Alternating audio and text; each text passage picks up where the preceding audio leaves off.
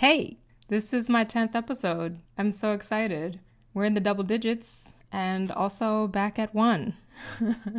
Funnily enough, numerologically, the number 10 deduces to the number 1.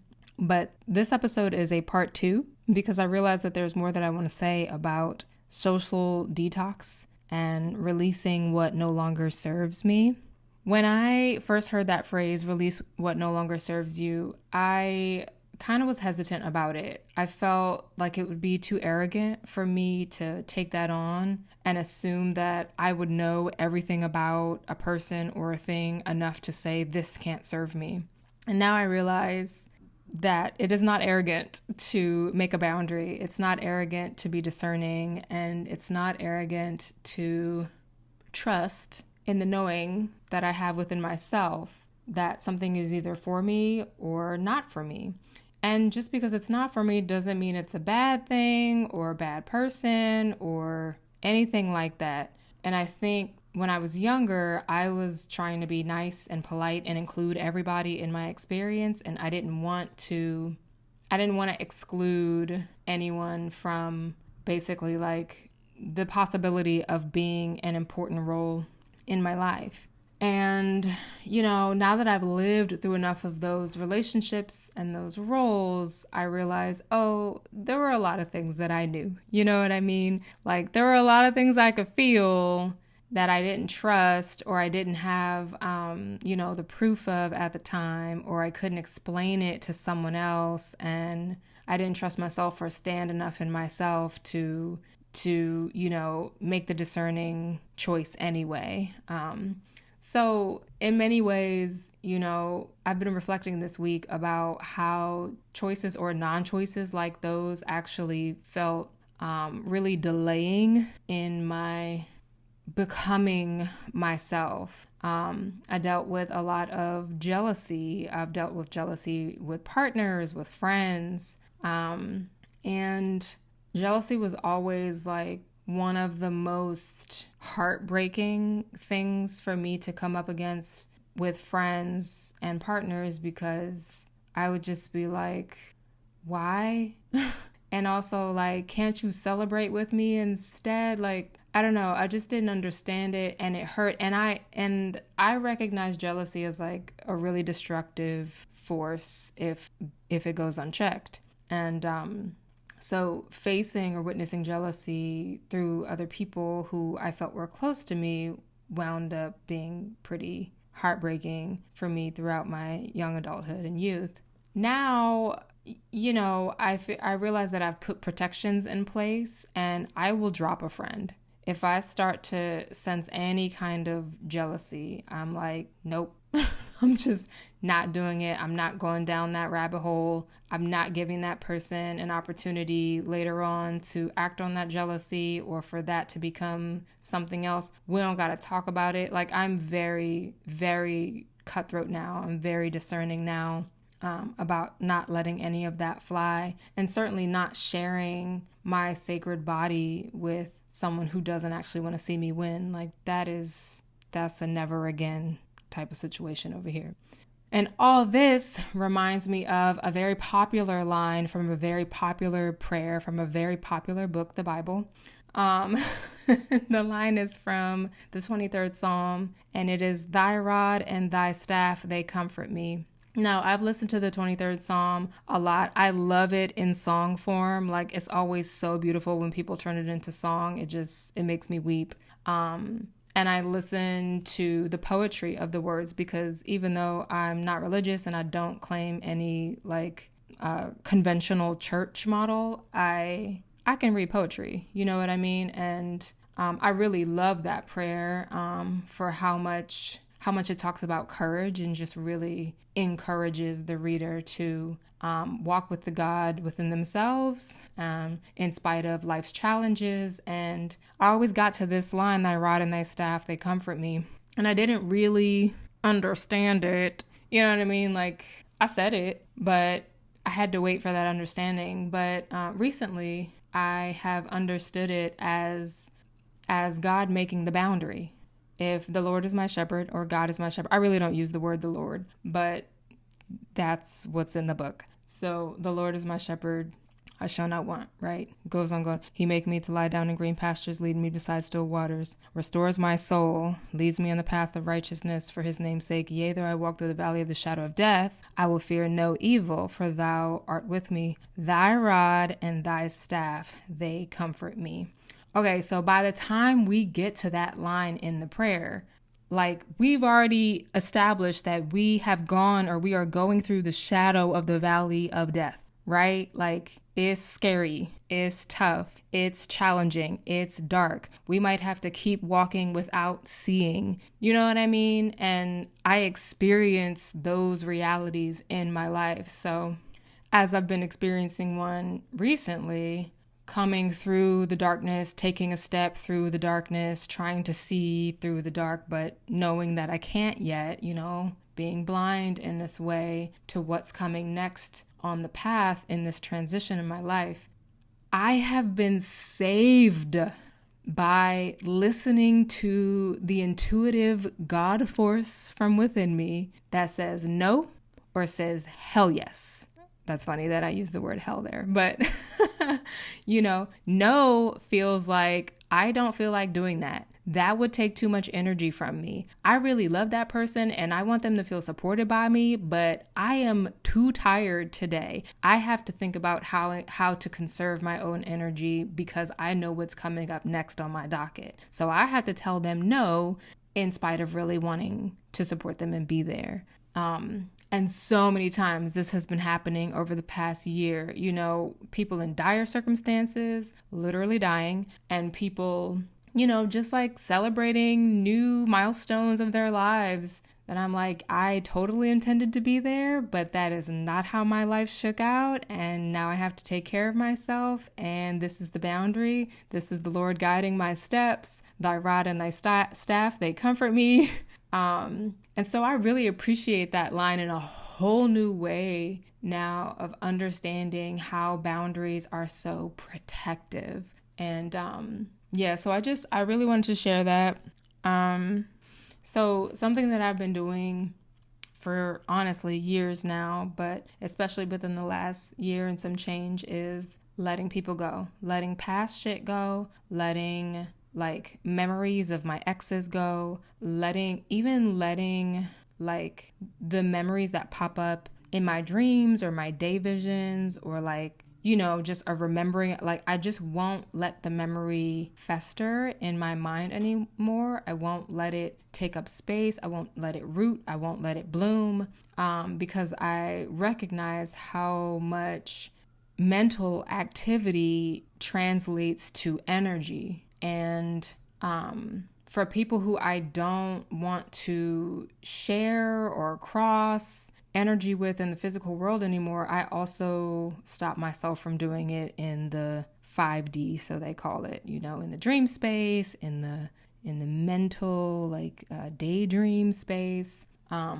Yeah, I just stopped all that, and that feels really important to me because I can remember a time, there were a couple of decades of my life that like relationships were so important to me. And relationships, yes, are important. They teach me, I learned so much through them. But the way that I clung to relationships, the way that I was like desperate to find love through relationships, desperate to have love mirrored to me, like have my worth validated through my relationship. All that was in the obsession of relationships for a couple of decades in my life. And, you know, I love being in a relationship. I think that relationships are so fun. And what I now understand is like, I shouldn't just be looking for that one relationship, because that's never going to cover all the bases of who I am. What I really love is like the family. I love the family. I love the extended family.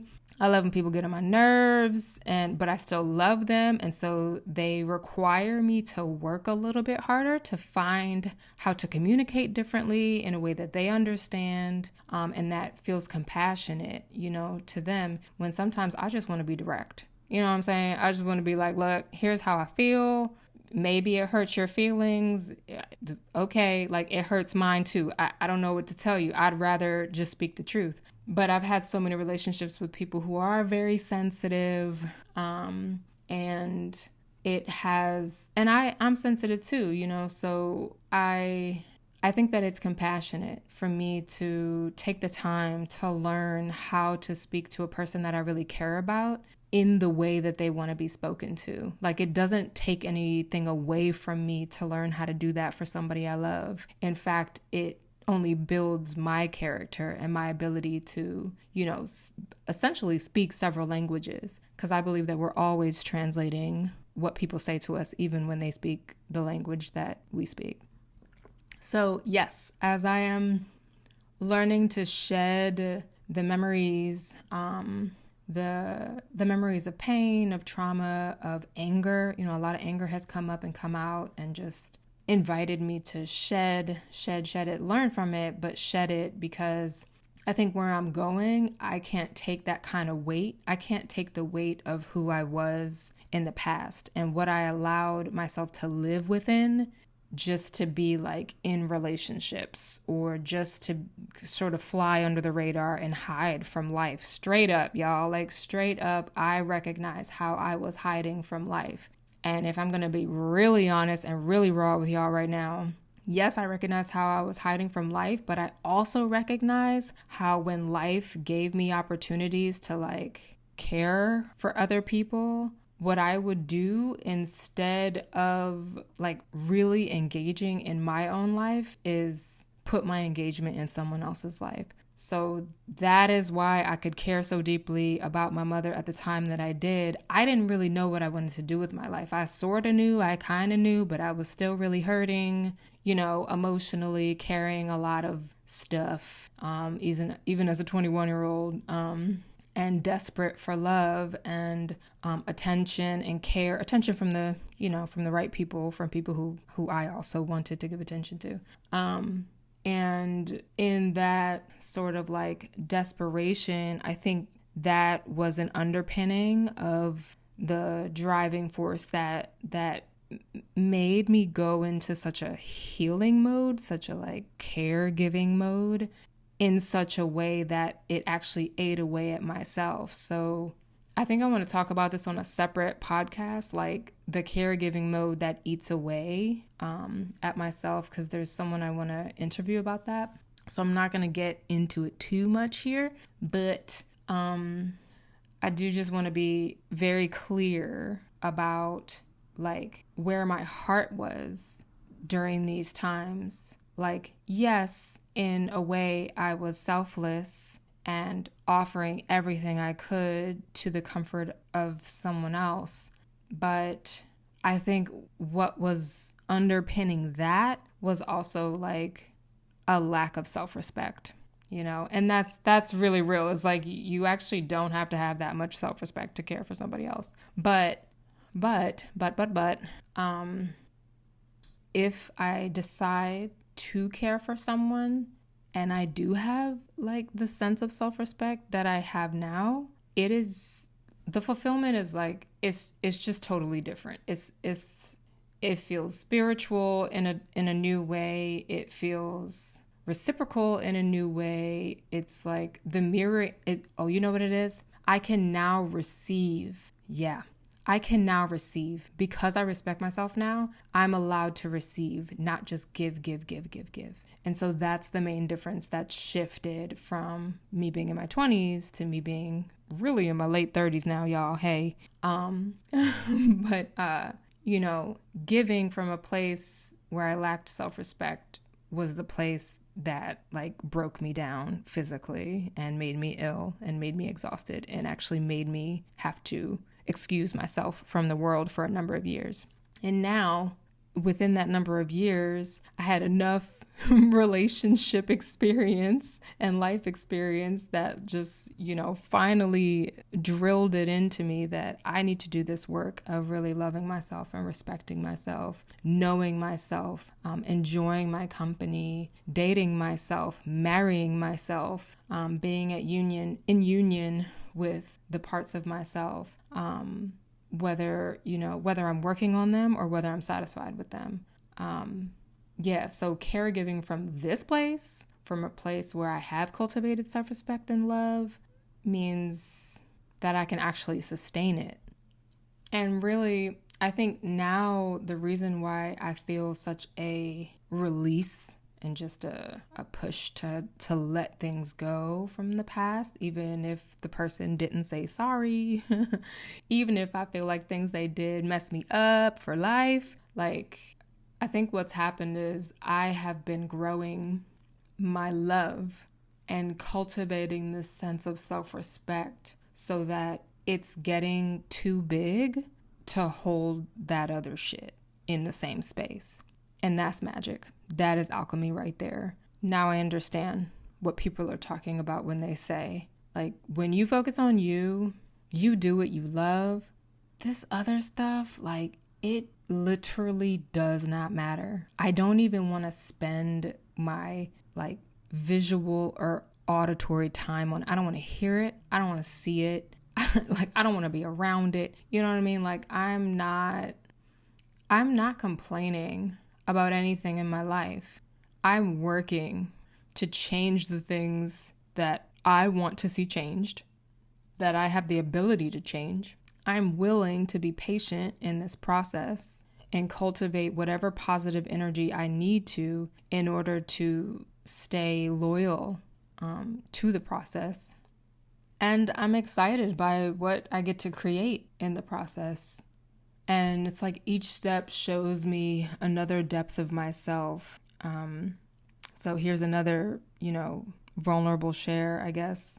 I can recognize that for the past 7 years, I think it's been 7 years, I have exhibited signs of mania. And I'm self-diagnosing here. I haven't gone to see a psychiatrist about it, and honestly, I'm not interested. But when I witness my highs and lows, when I notice how, like, I can have some pretty low lows where that sense of self-respect is sort of, it's a little murky, that's where I start to kind of feel a little self-sabotaging. Less so, more and more now, but when I have those lows, I pretty much know that what's coming after it is a high. Probably I'm going to have a boost in energy. I'm going to have a boost in productivity. I'm going to have a boost in, like, social willingness. That is willingness to be out in the world and socialize with other people. I'm going to want to get projects done. I'm going to be celebrating myself. My thoughts are going to be more positive about myself. I'm going to have that sense of self-respect times, 200. So knowing that, it's like, okay, on the one hand, I can go through those dark nights with a little bit more trust because I know that on the other side of it is a really bright day. And on the other hand, I continually work on the middle path. And it's so funny to get to this point now where I'm saying, nope, I don't want the extremes. I want the middle, because I think that my life was actually trying to take me here when I was in my early 20s. I had moved to Northern California and the temperature is very mild there. Not a lot of seasons, you know what I mean? And I remember after a couple years being there, I was like, I miss the seasons. I don't know, like, I miss the grid of the East Coast. I want to go back. Boom, right? So came back here. 10 years later, I am, like, exhausted. I'm done. I'm done with the anger, the grit, so to speak, that actually is just people being exhausted. Utterly and purely exhausted. So now I have a sense of, like, I don't fit in with the society that I am around and that I came up in. So that's just funny that my life was already leading me here and now I'm like, no, I'll take the mild. Please. You know what? I've had enough of the extreme. I'll take the mild. Thanks. But cultivating the middle path just means kind of exactly how it sounds.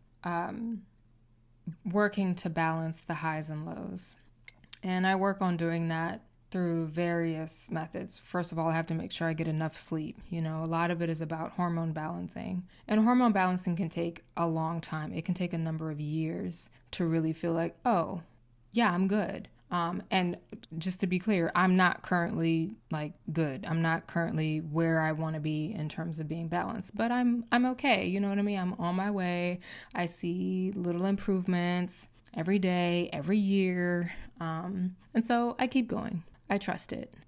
But what it also means to me is what I do with my anger now, I really try to reel that in. What I do with my sadness now, again, I try to reel that in, which is not to say that I don't express it. I just focus it internally now first before I let it be a big blah, splat out there. Take a breath, inhale slowly, exhale even slower. Train my mind to start to think of something else, not avoiding, just allowing the moment to pass before I react to it, right? Something made me upset. I know now from experience, it does not help anyone, me, the other person, or our relationship, for me to go off on them, especially if this is someone I love. But even if it's not someone I love, I usually feel really bad if I lose my temper.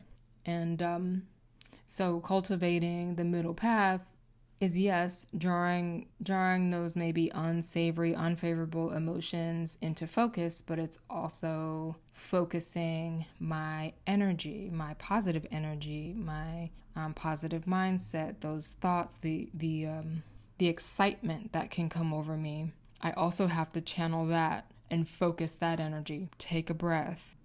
Don't immediately leap at the thing just because you're so excited to make a friend. Oh my God. I can sort of be a little bit like a dog in that way. Oh my God, I'm so excited to make a friend. I might be so excited I hurt myself running toward them. You know what I mean? So just pulling all that in. And that takes, I think, a certain level of trust in myself to be able to do. It says, this experience is really exciting and I don't want to miss it.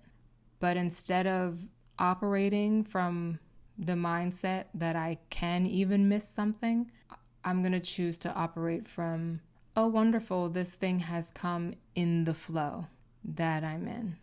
So it's going to show up, bubble up, be where it's supposed to be in the flow. I don't have to make it anything else. I don't have to do a bunch of work to make it stay, to make it stick, to make it better, to heal it, to reveal it. Like literally I can just flow with it. It's already here. So, okay, I might be curious. Oh, how's this going to flow? What's going to happen here? And sometimes, that curiosity, when my imagination is very vivid, it can lead to excitement or it can lead to dread, as has been the case when I've been working on my album for the past almost 3 years. In that first year, I had a couple of episodes where mentally I couldn't see how I could get through the dread. And in those times, I really sat with myself. I sat very quietly with myself. I talked to myself. I talked out loud, y'all. I spoke out loud in a quiet, safe setting in my home. And I just said exactly what I was feeling, exactly what I wanted to know and exactly what I wanted to feel. And then I asked, how can you, and you is like the world, life, God, plants, nature, my higher self, how can you help in this situation? When I felt essentially existential dread, the worst feelings I've ever felt, I felt in the process of creating my premiere studio recording album. Wonderful experience. So glad that it's finally here in my life. But also this dread visited me. And twice I had to sit down with it, take a little break. I think I even had to maybe call out of a session one time. But then I got the download or the answer to my prayer. And it said microdose with psilocybin. And I said, oh, you're right. Yeah, you're right. Okay, cool. Now, psilocybin is so available to me. Sometimes when you're an herbalist, the medicine you need is usually literally outside your front door. It's so available to you. You don't have to do anything else to get it. So I had some, they were gifted from a friend who had some really top-notch quality psilocybin. And what did I take? Like a little cap, little cap for a couple of days, just relax and invite the spirit of positive play back into the process, so that when I enter the studio the next day or next week, whenever it was, I'm in that spirit of play. And the spirit of play is what I want to share with the world. So I knew I had to be in the energy that I wanted to project. And psilocybin was my friend twice in this process to get me through, those toughest, just self-defeating thoughts. So yay, there's my plug for psilocybin. Shout out to microdosing. And if you're gonna do it, be careful. I don't know, talk to somebody who knows about it before you do it. Yes, please do that. Great. So I think I'm just gonna sum it up here and say trust is the spirit of I can. Trust is faith. It's the same thing to me. Trust says that in spite of how it looks right now, the vision in my mind is mine. It is not a delusion. It is real and it is becoming. Trust says I can wait for it while I work for it. Trust says I will be patient. I will be the patient child of the parent of trust. Because the parent will be teaching me all along the way. And I do know this. The parent will present opportunities for me to learn, for me to grow my character, so that when I do reach the thing, like when I do release this album and I finally birth this creation that has been brewing in my belly for months and months and months and years, trust says, you're not ready yet. Keep going, but you're not ready yet. Do you trust me? Do you trust me? And I'm going to keep saying, yes. Yes, I trust you. Yes, it's hard sometimes to trust you because I really think I know what it's supposed to be. But you keep showing me, life, that I don't know everything. And I don't even need to know everything. But I know when something is a F yes. I mean, F yes. I know when something is a F yes. And I know when something is a no. And the more times that I can honor my no, how about this? Yeah, the more time that I honor my no is the more time that I have for the yes when it comes. Again, I am a being, my currency is energy. So when I say yes to something, my whole heart, mind, body, spirit, vision, creation, future, past are in that thing.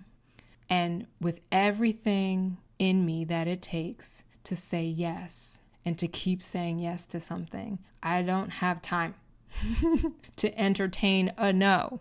You know what I'm saying? I don't have time to change a no into a yes. I don't have time to change a maybe into a yes. No. We ain't got time for that no more, baby. What we're going to do instead is we're going to wait patiently. We're going to do our job, keep creating what we love, what's already a F yes. You know what I mean? Keep learning in the process, growing our character until we get there so that who we are becomes the thing that we're hoping to step into. The larger than life goal, the larger than life, the larger than life experience, love, anything. And I want that. I want that for myself so much that I am willing to tell people no. Okay? And that's a word for you. Appreciate y'all listening. Oh my gosh, the Beyond Grief podcast. I love this show. I'm so excited for where it goes and how it comes back to me with what reflections. I'm excited for the second season already. I'm excited to evolve in it and elevate it. But for now, I'm really, really content with where we are in the process. So thank you so much for going with me and being with me here right now. And I love you. Peace, beloved.